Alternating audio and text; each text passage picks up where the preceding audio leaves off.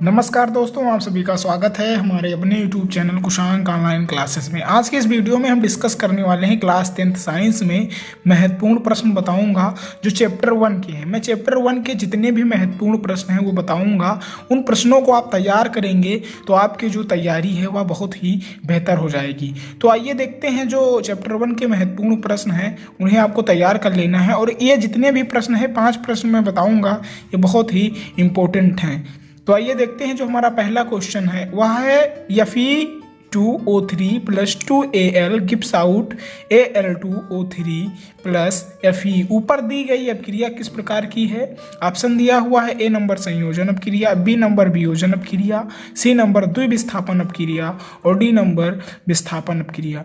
यहाँ पे ध्यान दीजिए, Fe2O3 प्लस 2Al है तो यहाँ पे क्या हुआ है?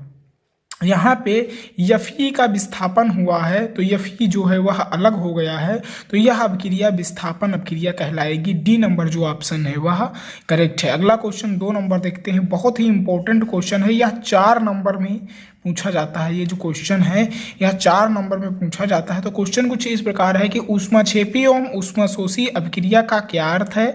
उदाहरण दीजिए। तो ऊष्माक्षेपी अपक्रिया हम देखते हैं उत्तर में, जिन रासायनिक अपक्रियाओं में उत्पाद के निर्माण के साथ साथ ऊष्मा भी उत्पन्न होती है उन्हें ऊष्माक्षेपी अपक्रिया कहते हैं। ध्यान दीजिए, ऊष्माक्षेपी अपक्रिया ऐसी अपक्रिया है जिसमें उत्पाद के साथ साथ ऊष्मा भी उत्पन्न हो, उसे हम ऊष्माक्षेपी अपक्रिया कहते हैं। इसका उदाहरण देखिए, कार्बन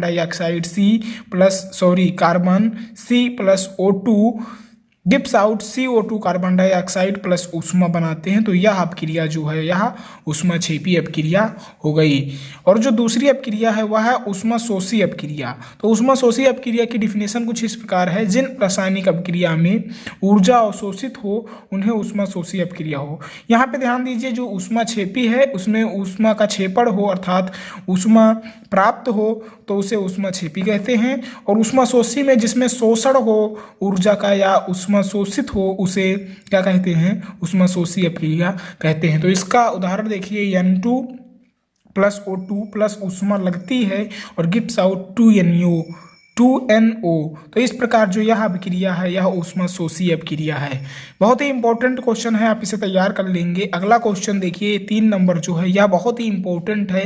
रेडॉक्स अपक्रिया क्या है आपको बताना है। तो इसका परिभाषा देखिए, वह रासायनिक अपक्रिया जिसमें एक अभिकारक का ऑक्सीकरण हो तथा दूसरे अभिकारक का अपचयन होता हो उसे रेडॉक्स अपक्रिया कहते हैं। रेडॉक्स अपक्रिया का उदाहरण देखिए, CuO plus H2 gives out Cu plus H2O। तो यह जो अपक्रिया है यह रेडॉक्स अपक्रिया है। कौन सी अपक्रिया है? रेडॉक्स अपक्रिया है।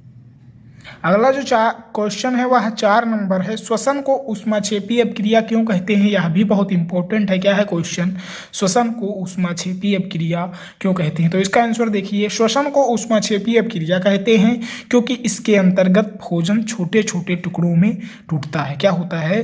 जो श्वसन होता है उसके अंतर्गत भोजन छोटे छोटे टुकड़ों में टूट जाता है, जिसके फलस्वरूप ऊर्जा उत्पन्न होती है जो हमारे शरीर को ऊर्जा प्रदान करती है। इसकी अपक्रिया देखिए, C6H12O6 plus 6O2 gives out 6CO2 plus 6H2O plus ऊर्जा। क्या होती है? जो श्वसन है उसको ऊष्माक्षेपी अपक्रिया इसलिए हम कहते हैं क्योंकि जो श्वसन है वह ऊर्जा प्रदान करती है। क्या प्रदान करती है? जो श्वसन है उसके अंतर्गत भोजन क्या कहते हैं? छोटे छोटे टुकड़ों में टूटता है और ऊर्जा प्रदान होता है, इसलिए श्वसन को ऊष्माक्षेपी अपक्रिया कहते हैं। अगला क्वेश्चन 5 नंबर देखेंगे, लोहे की वस्तुओं को हम पेंट क्यों करते हैं? लोहे की वस्तुओं को हम पेंट क्यों करते हैं? तो इसका आंसर देखिए, लोहे की वस्तुओं पर वायुमंडलीय ऑक्सीजन तथा नमी के कारण जंग लग जाती है। क्या हो जाती है? जो लोहा है वह वायुमंडल में आकर ऑक्सीजन के साथ क्या करता है?